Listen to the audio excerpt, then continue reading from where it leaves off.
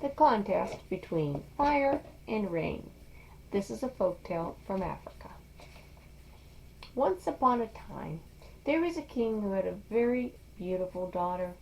She was considered to be the most beautiful woman in the world. Many men wanted to marry her, but fire and rain were the first to step forward. Rain went to the king's daughter and asked her if she would marry him. She happily agreed. Fire went to the king and asked for permission to marry his daughter, and the king happily gave his consent. Later that night the king sent word to his daughter to come to speak with him.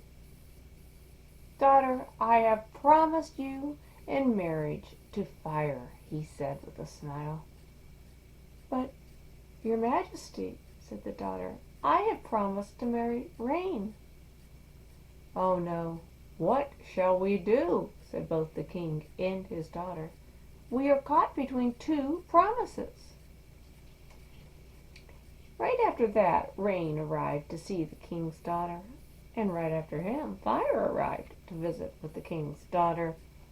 They were each determined to outwit the other. The king said, "I have decided on the day of marriage for my daughter." "To me?" said Fire. "No, to me," said Rain. "To the winner of a race on the day of the marriage," said the king. "To him I will give my daughter's hand in marriage." There was great excitement among the people.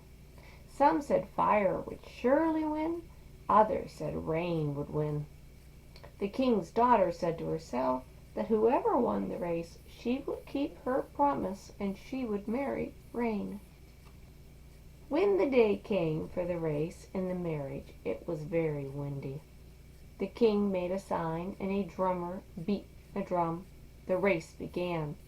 At first, Fire was winning, for he was carried rapidly along by the wind. As for Rain, no one could even see where he was. Fire continued to race faster and faster until it seemed to everyone certain that he would be the winner.